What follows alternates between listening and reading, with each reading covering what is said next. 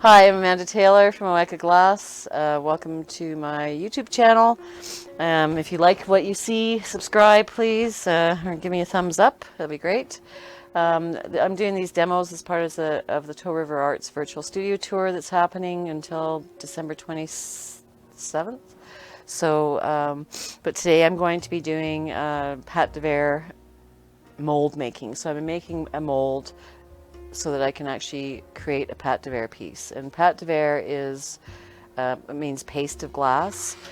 So I'll be creating a paste of glass and packing it into the mold once I make the mold. And that won't be done until 2 days from now, but today we're just doing the mold. And so I'm going to discuss some of the vessels that can be made with the Pate de Verre process. This is one of them. It's a student's piece that she made during a class, and it is very, very thick, and she didn't like it because it was too thick. But that's one thing you have to be really careful with when you're packing your molds, is there's a fine line between too thick and too thin. And obviously this was too thick, but it's kind of a cool little piece. Very rough on the inside, and you can see some cracking or flashing on the side. These are some other little pieces. So obviously there wasn't enough glass packed in the top of it, but it's kind of a cool look anyways.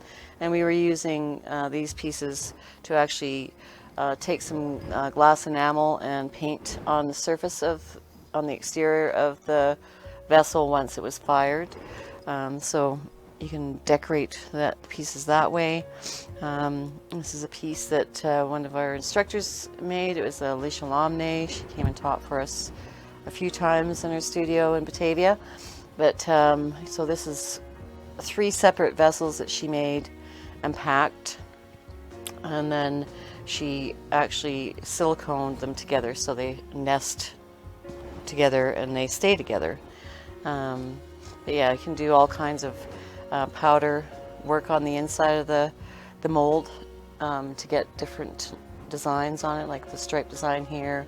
This one just has a mottled look, various colors. This has a little dot design on it. So this is another one of her pieces. So again, you can see the ribbon effect on that, and yeah, very cool. And then there's these pieces. So these were vessels that I made in a series. It was all to do with trees, and I think the picture on the title of this video is 3 pieces that I made. So these are just 2 more pieces that I did, but they haven't gone anywhere. Again, Pate de Verre, and you can get into different shapes. So I actually have some of these funky bowls that I actually made molds out of, and they're kind of like egg shape. But again, doing some design with glass powders. The foot is all glass powder, so you get a really nice smooth bottom. These are another shape of mold, and again, little feet made out of glass powder designs. This is all just frit work on these ones, and there's no powder on the outside of them. And these are just some broken pieces that have are examples of different designs that you can actually do with the glass once you pack it in your mold. And so this is like a reaction, the brown color in here, so you can work with reactive glass, which is kind of cool. This is another vessel that got broken on our move, but yeah, so that was a larger triangular piece that I made. So it was this shape, but not anymore. And then you could actually, because most of those were store-bought molds, and except for this one, which is made out of clay to begin with. Before I made the mold, this was also made out of clay. This was also made out of clay before I made the mold, and then removed the clay and packed it with glass. So it's another one of my pieces. Yeah, so that's, and these are noses. You can actually make some different things, so you can have a little fun with it. But anyway, yeah, so a little design on that one. Yeah, but they're kind of not friendly because they're a little sharp on the edges, but yeah, we had a little bit of fun during that class making some different funky things. But yeah, so that's the glass pieces themselves. So I'll kind of I'll put those away, and then we'll come back and I'll show you some of the mold shapes. Okay. That's more safe. Okay. Okay, so I'm bringing out some of these typical forms that I've used in the past to make my plaster silica mold. So these are just dollar store bowls, but yeah, they work very well. But it's a nice shape. You can just make them over and over and over again. You don't have to recreate the wheel every time. And that's the thing about like a clay mold or clay positive. So if you're making your vessel out of clay to begin with and then putting plaster silica over it, then it's a one-off, obviously, because you have to pull the clay out and that's it. It's wrecked. So with buying little dishes like this, you can actually just use them over and over and over again. But yeah, so there's some odd little shapes there. Like a little egg bowl, but it's a very cool, like a flying saucer kind of thing. But it would be a really pretty little dish if you did it in Pate de Verre. Same with these little dishes. So when you make the mold, it picks up all that ribbing that's on the outside. So your vessel would actually have that shape as well, which is very cool.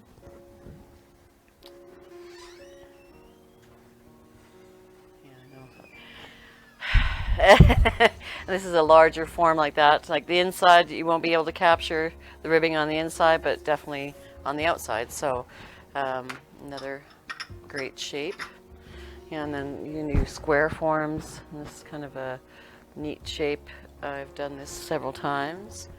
And you saw, you know, some of the vessels made out of these forms. So I just got them from a food supply or a restaurant supply place. Different dishes. There's a little mole dish that has little feet on it, and I actually have made several pieces out of this. And there's also texture on the outside of this, so we pick that up. And then there's just regular dinnerware kind of things, like IKEA. Nice form for a bowl, about the same as what this is, but in ceramics. And this is the same kind of thing in a very nice form. And then they have this really cool little glass dish that it would pick up all the ribbing, and it would also pick up the design on the bottom when you made the mold. So anyway, so that's that for the dishes and shapes to stay away from. You know, I love these pieces. They're an artist made them. They're ceramic, but there's no way that I could get that out of the mold if I made a mold out of that, because there's too many rib undercuts, and trying to pull that out would be impossible. You'd have to break the mold, and yeah, so I just have these as nice little dishes. But yeah, there's definitely forms that you do not want to try to make a mold out of. So, but the ones I showed you earlier, they would work fine. Okay, so now we're going to move on to the actual mold making process. So I'm going to move these little dishes aside. There we go. Off we go. And what I'm going to start with is, I think I'm just going to make a little tiny guy today, because I really like this. I haven't made a mold of this for a long time, so that's what we're going to start with. I have these, you know, the kind of plastic sheets that I've cut into this shape. You can see there's circles drawn on here, and that's so that when you're actually making the mold, you can draw where your plaster is supposed to be coming out to. So we're going to make two coatings for this, and that's how I do it with all my molds. It's always two coatings before I pull the little dish out and then pack it with frit. But and usually I make the marks on the side that I aren't working on, and that is because once you start adding the plaster silica mix to the top of the mold, chances that you can wipe off the marks are quite high. So yeah, okay. So I have my clay board here. So this is a wood board covered with canvas. I have my little ribbon cutter, and I have my clay, a big block of clay. And what I'm going to use that for is actually to raise this up off the surface a little bit, and also to create a dam, or to create a little rib around here, coil around there, so that when I put the plaster over top of this doesn't move around, for one thing, and none of the plaster and silica get underneath the mold itself. So that's what I'm going to start doing. Yeah, so those are some of the things you need. I have a little turntable here, and that is what I'm going to put this onto as I'm actually adding the plaster. Usually, you know, for this one it's not that big of a deal, but if you're working with a larger form, it's nice to be able to, it's 50 pounds of clay, nice to be able to rotate it around so that you can, you know, get the plaster over top of it easier. Move things out of the way. Me, I'm all over the place. So okay, so ready? Yeah. Okay, so another set of tools or things you'll need are some silica, and this is a 200 mesh silica flour, and then some plaster, and it's all powder. It's number one pottery plaster that I get from the ceramic store. Both of those you can get from the ceramic stores. In this bucket I have a little bit of water, and that is for me to add the plaster and the silica to the bucket. You never add water to the plaster and silica. It's always the other way around. You add the plaster silica to the water. And the ratio that you use for that is 1 part water to 1 part plaster to 1 part silica flour. And that's by weight, not by cup measure. It's by weight. And I've been doing this so much that I don't really need to do that, but we can do that. So, and usually I pre-mix my plaster silica, so it's 1 part of each into another container, so that all I have to do is just take my plaster silica mix, 50-50 plaster, well, 50% plaster, 50% silica mix, and just put it directly into here, into the water bowl. What else is there? Oh yes. Yeah, and then so I'm going to actually mix my plaster silica 50-50 in this bucket here before we get started. And once we start making the molds, so you know, we're going to end up with molds like this. This is actually a press mold. It's plaster silica press mold, and you can actually use it to press clay into and then make another mold out of it. There's many things to do with glass making. This is another plaster press mold.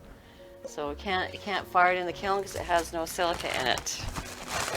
Okay, now this is a mold that I'm actually going to be packing in a couple days, packing my glass into.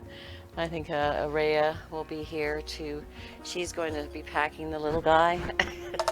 So I'm going to be doing the big one, and this is pretty dry right now, so all I'm going to do before I work with this is actually soak it in water, and you'll see your little bubbles coming up, and then I'll be packing into that. So that's the molds, type of molds we're making.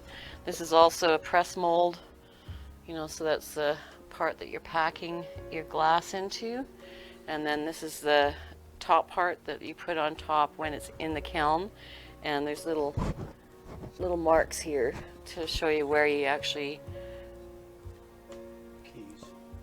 keys to put to close it, so when it's in the kiln it'll sit like this, and your glass will keep the shape that you've set for it, like the width and all that kind of stuff, or the thickness of your glass. So that's another type of mold. Like I said, you can go into it. There's lots to do with mold making. Lots of things to know. Okay, so now I'm going to mix my plaster silica, and I am going to wear a mask. And this is not my normal mask, but it'll do for the moment. I need something to measure, grab the powder with. There we go. Okay. Actually, I might just do something that's smaller. Okay, move that aside. So, here we go. So this is the the silica. So I'm gonna, 1, 2, 3, 4, 5. So then I'm going to take the plaster and do the same thing. 1, 2, 3, 4, 5. Okay. I'm just going to use my hand to mix it. Some people they don't like getting their hands in here. They wear rubber gloves. To me, it doesn't really matter. But yeah, if you want to not dry your hands out, also wearing a mask is very important when you're making molds, because the plaster silica is not good to inhale, to breathe in. So, and once you have it in the water, then it's safe. It's not particulate matter anymore. It's actually in water, so it's not gonna, if you inhale it, you're doing it wrong. You're drinking it. No. You don't want to snort the plaster silica and water mix, or this mix for that matter. So I'm just kind of getting my hands right down in there, making sure there's no lumps. And sometimes the plaster actually, if it's being, sitting out in your studio, like I have a big bag of it, and I store it in a plastic bin with a lid so that as little moisture gets into it as possible. But I have used plastic. It has a little bit, few lumps, like moisture lumps in there, and I've had no issues. But some people will not use it if it has any lumps or if it's too old. Okay, so now we have our water and our plaster silica. So I'm going to, I won't be able to weigh it. I have an empty container.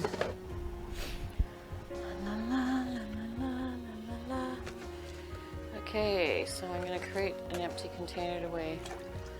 There we go. Okay. Okay. I bet you this isn't in grams either. Okay. So this is in pounds and ounces. Okay, so I'm going to zero my container, and then I'm going to add water to it. So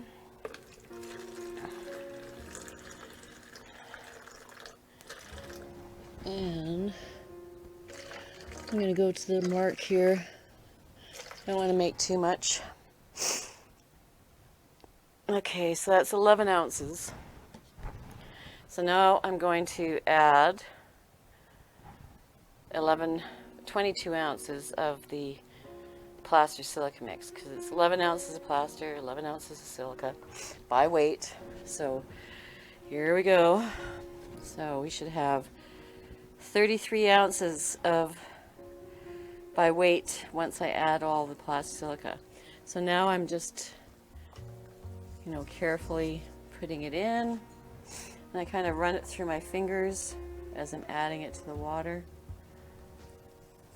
And what I want to see happen is a mound forming in the water, and it not, that little mound, that little island not getting absorbed into the water anymore. So, and you know, you plaster, it looks like a cracked surface, a little cracked island in the middle.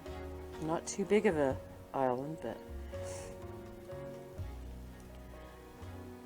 you know, you generally want to let your plaster silica, give it time to slake or absorb the water, and that's called slaking. So, but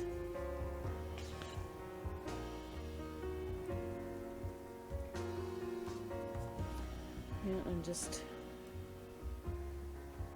so you can see like little cracks forming a little bit. I don't know if it's visible, but I'm just gonna keep on adding. 33, pretty close. 16, 17, 16, 26. We have 28 ounces in there. Getting close. 30 ounces in there.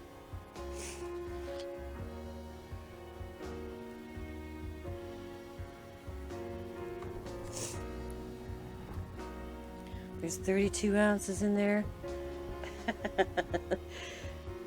But you can see how the plaster isn't being absorbed in the water as fast, and you can see how it's kind of cracking. So I'm just going to give it a minute. We might have 1 little ounce for good measure.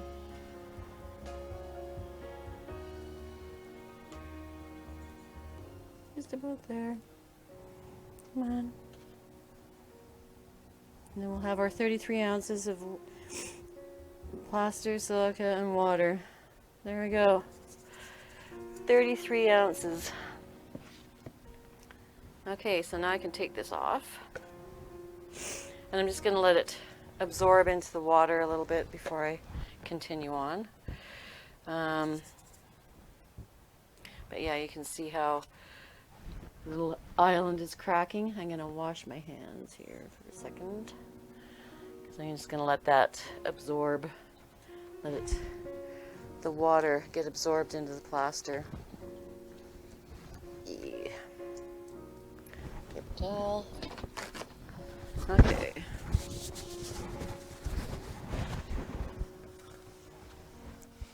Get rid of this.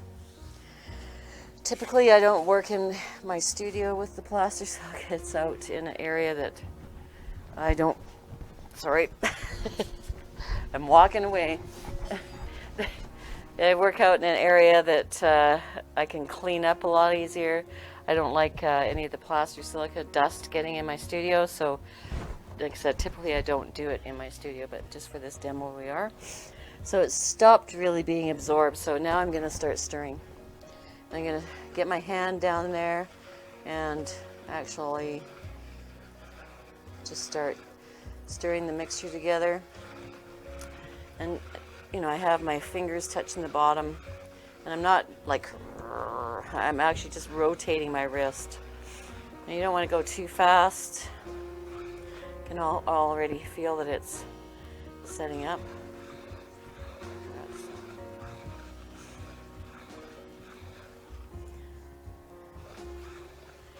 So with this one, I'm just going to make a little patty. I just wanted to show you the plaster silica making process. So like I said, this is already setting up. It's like thick cream on your hands. So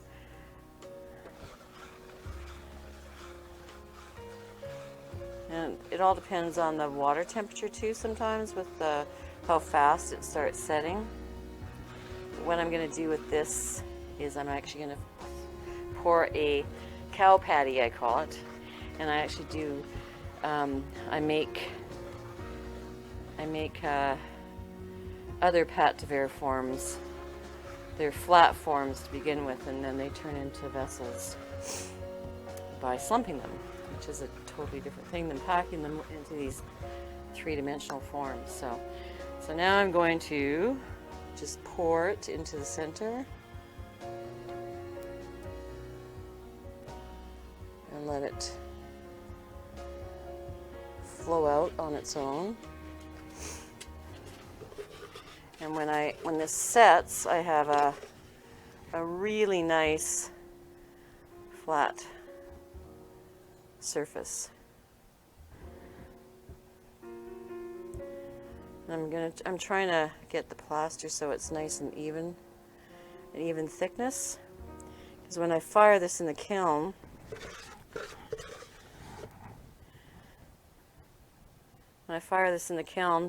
the more even the mold is, which is what I'm making, the thickness of the mold is, the less chances of you having hot spots or cold spots in it, so the glass won't crack, because these have actually broken on me. The glass is cracked because of the mold, so I'm just trying to get an even thickness throughout the whole mold so that the heat, when it's in the kiln, gets distributed evenly.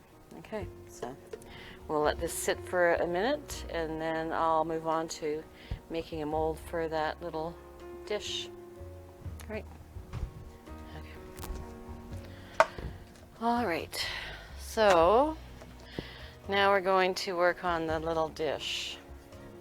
Just right there. So the first thing I'm going to do is get it centered in here. I'm going to actually mark a circle around the whole thing, and then I'm going to like draw little 1/4 inch marks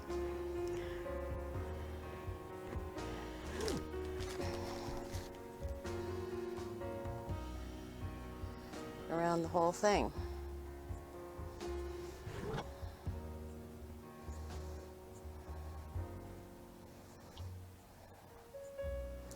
And that'll be for the first plaster silica pour that we're going to do.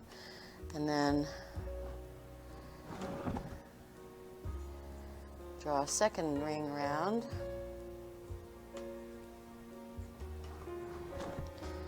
For the second pour.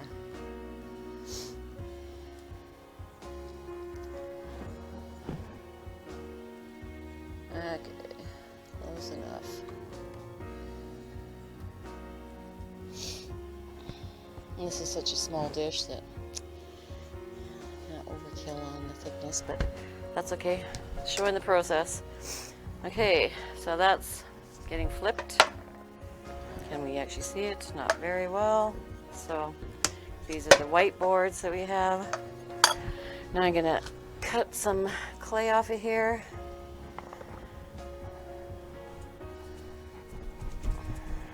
I'm just going to make a little coil, and that's why I have my canvas board here, so I can just roll it out.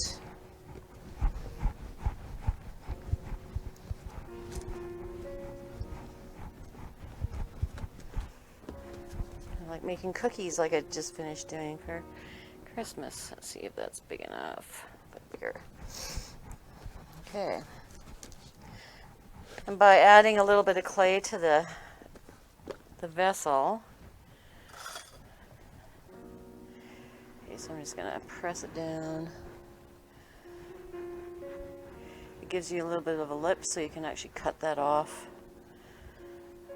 and it allows you to get a full piece. So you're not just, you have a little lip on here and you can cut that off so that you actually get a piece that looks like this instead of smaller than that if you didn't have a little clay lip on here. So, and I'm just gonna smush it down a little bit so it stays on there.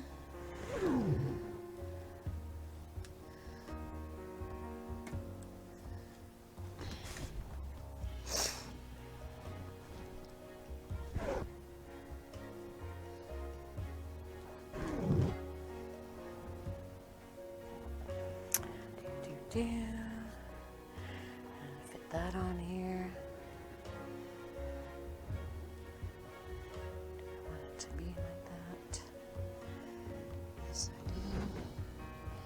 Now I'm just making sure that that is on. Little bands around it. So the little dish is on, and I could just push it on there too.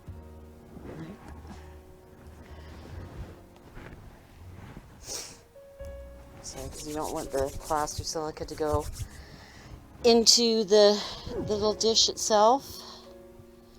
That wouldn't be very good. We do want to have. We want to be able to see the lip here, so I'm just actually using a little bit of water to get that smoothed around. Clay.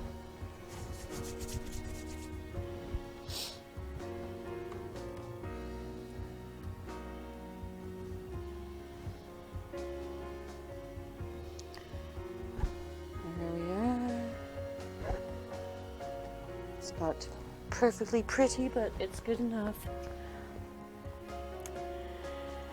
And then I have my little sponge here, so I'm going to mop up some of the water. And I just put it onto the board.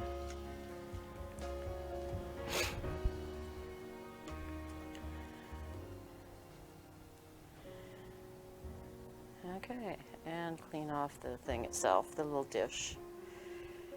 There we go. Go in there. Clay can go back here. Seal up your clay. Not good if you leave it open. Dries out. Do that. And now I'm just going to get all the water off here. And then we'll mix our first batch of plaster for this. Like I said, this is probably a little overkill. And this time, I'm not going to weigh it, but I'm just going to go by adding the water. Okay, the plaster to the water. So, I just wanted to show you the method of how you weigh your water, plaster, and silica. Okay, so my hands are wet. So I'm just going to again, put the plaster and silica into the bowl.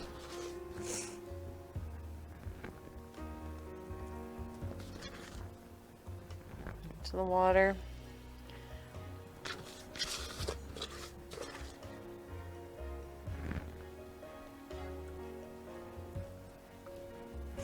Watching it go down.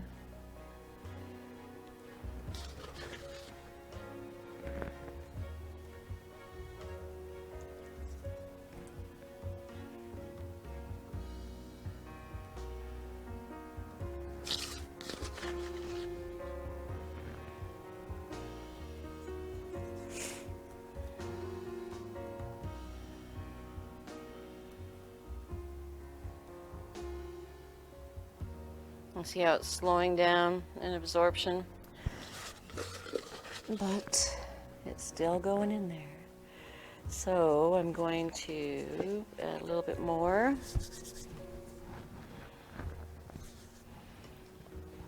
And wait for a minute. I have my little island. It's not really moving anywhere. So I think I can start stirring. So I'm going to start stirring. Now here we go. And that water is a lot colder than other stuff I had, so it'll probably take a little bit longer to actually, see how thin that is compared to the last batch. Yeah, still is like thick cream on my hands, but it's definitely not as thick. And what I'm going to do now is, can you get some of the kitchen, the cooking oil spray? So what I'm going to do while I'm waiting for this set is actually spray my piece with a little bit of vegetable spray, cooking spray, not very much. So Lance is gonna go get that for me. And this is a good consistency for doing the slip coat on over top of the mold. So, but we'll get the spray first. I'm using a little bit of spray on the cooking spray on here, just so that the little dish will pop out of the mold a little bit easier. It's like a mold release. Is he running fast? Gave him a job midstream. God. La, la, la, la. Yeah, but typically when the water's cold like this, in order to get it to where it starts setting, it usually takes like 100 turns in one direction, and sometimes they do 100 turns in the other direction. So if you want to... So I'm just going to...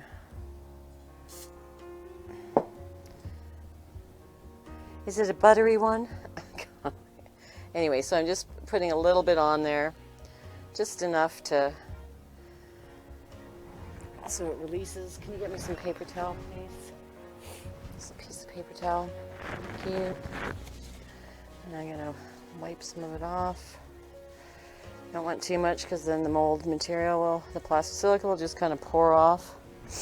Okay, so this is good for my little slip coat. So, and I'm just, you know, getting a little handful.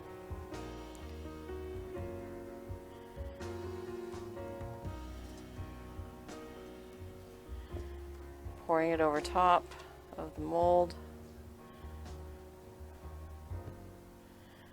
I probably have too much plaster here, but I can make another patty. So, all I'm doing is waiting for that to set a little bit before I add more. Let's see. Is there any bigger spatulas that have a bigger? Yeah, no. Here, just give me that little spatula. God. Okay, so I'm going to use this little spatula. No. That's not working. So I'm just going to use my hands here, make sure that the plaster is going up the side, and obviously you can't see your marks.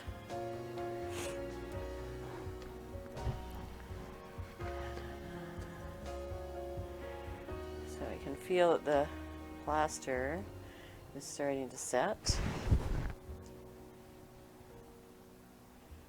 Getting thicker.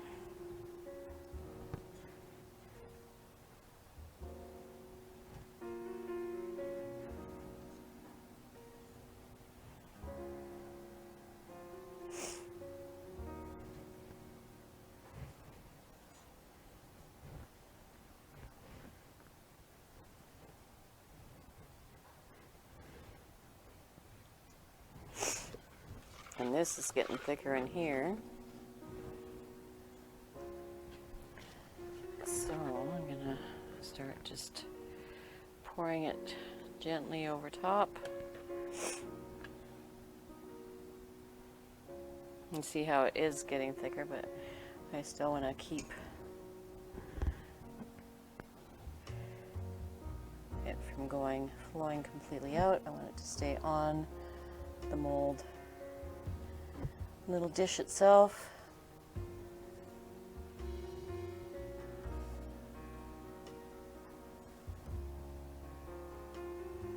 And see how the turntable, even on a small thing, really helps you be able to get around the whole piece. It's a little less difficult. You just have to stay out of the way of the turntable. You can see how it's starting to set, definitely. Let's see here. And I'm gonna actually use some of this for a little patty, because I definitely won't need all this for my mold. There There we go. See how it's getting a lot of globia. And if you want it to start flowing a little bit more, you just kind of shake it a little bit, vibrate a little bit, and it actually turns into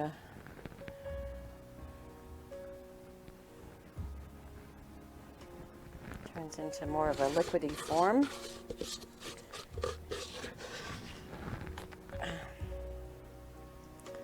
Okay. And there's that.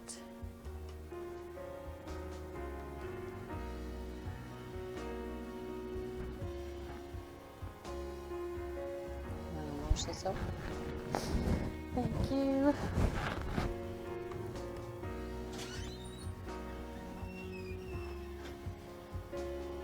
Okay. So at a certain point, like when it starts to really set, I don't touch it anymore. Like I've seen people's molds where it's really granular, and that means that the mold material is setting, and I just stop right there. Okay, so you can see the little nub is covered completely. You can't even tell that it's there. I'm actually going to make another mix of plaster silica, which you don't need to watch because I've already seen it. And then I'm going to do another coat, so it'll be about the same thickness. Obviously we've gone out to our little mark already, so I'm going to go out about the same amount all the way around on the second coat, and then we let it set, and then we'll pull the vessel out. And I'll actually show that pulling the vessel out when we actually go to pack this in a couple days. So yeah, so that's it for the mold making part, except for the second coat. But anyway, and I'm gonna go clean my hands now. So hope you enjoyed the video or the demo, and we'll see you in a couple days. Please subscribe to my channel if you like what you see, and we'll talk to you later. Bye. With my mask on.